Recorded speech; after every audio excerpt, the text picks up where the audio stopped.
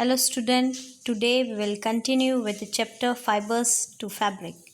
Now we will continue with the second part, that is yarn and its type. There are two types of yarn. One is long yarn and second is shorter yarn. The long yarn threads are usually kitten to make sweaters, mufflers, cap and stock. In this chapter we learn the different types of fibers. We get two types of fibers. One is the animal fibers and the plant fibers. The animal fibers we already learned about wool. Now the wool that we get from the animals that are used to make sweaters, mufflers, caps, stocks, etc. The shorter yarn threads are woven into fabric. This is the picture of wool and the yarn, and down you can see the cloth that are made up of wools and yarn. What is the use of wool? Where wool is used? Wool is used for making warm clothes.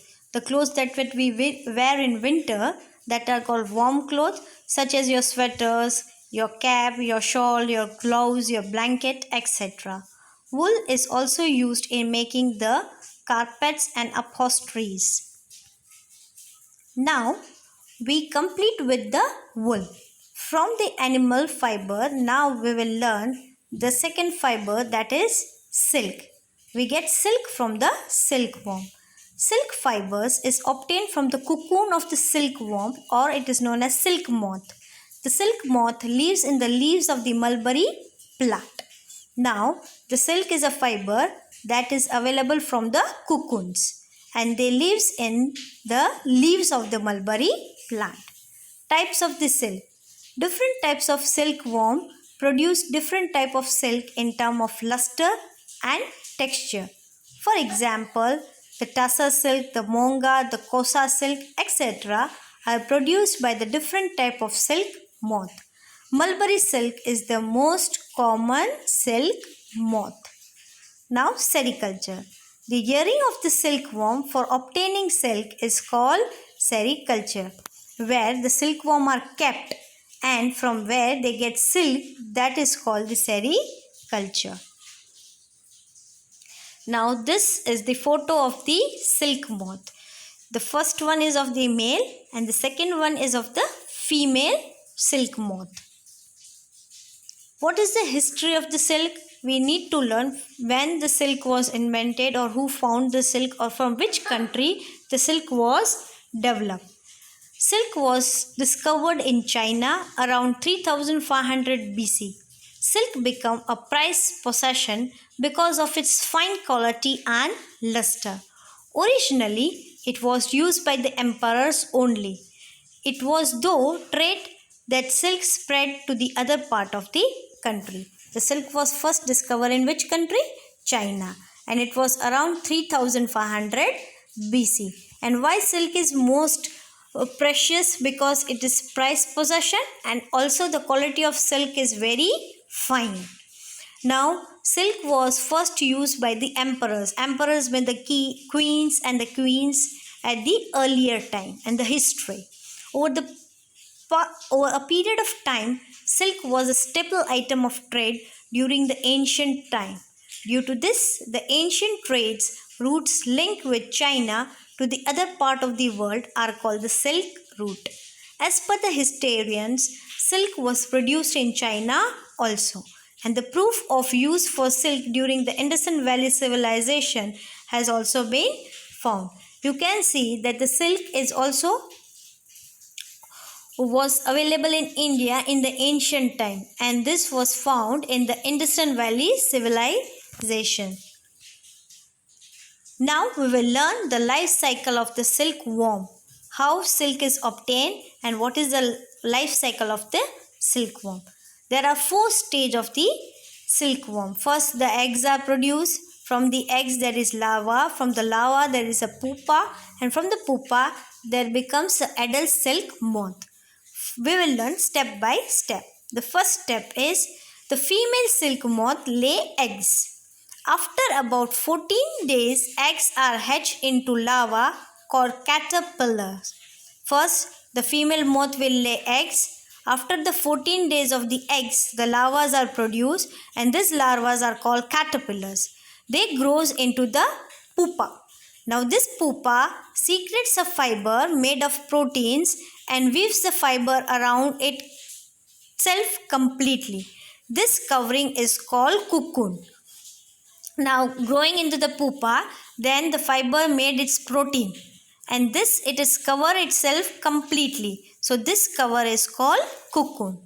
Life in a cocoon for this moths lives in the cocoon for some time. After coming out of the cocoon, grow into the silk moth. To better understanding of this, we will see a picture of it, and so you can understand clear. This is the silk moth. You can see the female silk moth lays egg on the mulberry tree. These are the leaves of the mulberry tree. Second, you can see the eggs. From the eggs, you can see the larva. From the larva, you can see the cocoon, that is the pupa. From the cocoon, you develops a moth, and from the moth, you will see the adult silk moth. So this is the life cycle of the silk moth. This is the mulberry tree in which the silk moth stays and lay their egg. This is a photo of the mulberry tree. Now the processing of the silk. How silk is processed or how the silk is made. The process of developing or obtaining silk from the silk moth involves rearing of the silkworm, reeling and dyeing. This is followed by the spinning and the weaving. We will learn the step by step how the silk is get in the form of fiber. The process of the silk.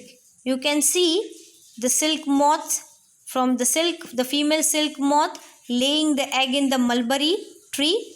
From the mulberry tree you can see the caterpillars. From the caterpillar you can see the cocoons, the hard white color shape that are cocoons. From the cocoons you can see the thread of the silk, and this thread of silk is being weaved by in machines or by the people in the factories, and then you can get the fine material of the silk. Now rearing of the silkworm. The female silk moth lay eggs. These eggs are stored over a clean cloth or a paper strip. The eggs are warmed to the suitable temperature. The eggs hatch into the larvae called caterpillar or silkworm. The silkworms are kept in the bamboo trays and feed on the mulberry leaves and grow in size. After 30 to 40 days, the silkworms stop eating and begin to spin the cocoons. The cocoons get hard because of the exposure to the air. Inside the cocoon, the silkworm develops into the silk moth. How we get the silk? First, the female silk moth lays egg. These eggs are stored in a clean cloth. Then they are kept in a suitable temperature. They are got warm. After the eggs are hatched, they convert into the larvae, or they are called caterpillars. Now these silkworms are kept in the bamboo tray, and there are feeds on the mulberry leaves and grow in the size. After 30-40 days, they stop eating and they begin to spin the cocoons. Now these cocoons become hard, and from that we can get the silk. You can see the rearing of the silkworm. This is the photo. Now rearing of the silk. The cocoons are collected. What they do? The cocoons are collected and kept in sunlight or boiled or exposed to the steam. The silk fiber separates out. Now the cocoons are collected, they are kept in sunlight or they are boiled. And after that the silk fibers are separate out. The process of taking out of the silk thread from the cocoon is called reeling. What is reeling?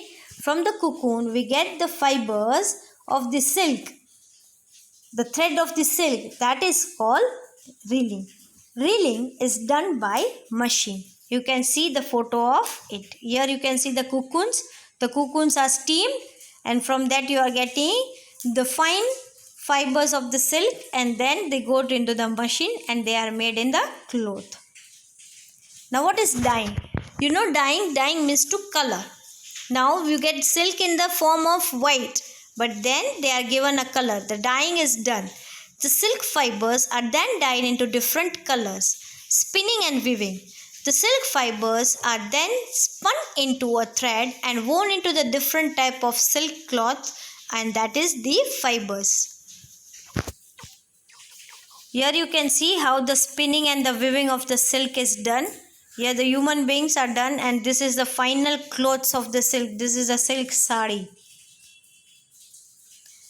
Use of silk. Where we use silk? Silk is a costly fabric. We all know that silk is very expensive. Silk fiber is used for wearing clothes, especially for traditional dresses in India. Generally in wedding, we all use the silk clothes like saris, kurtas, shawl and other wedding clothes. Silk has also been prized for its lusters and the fine qualities. The country which produces silk on the large scale is China. China is the first producer or the largest producer of the silk in the world. So it is the first rank. And even India that produce a large amount of silk. So this is the procedure in which the silk is get or the silk fiber is get. I hope you all get it. Thank you very much.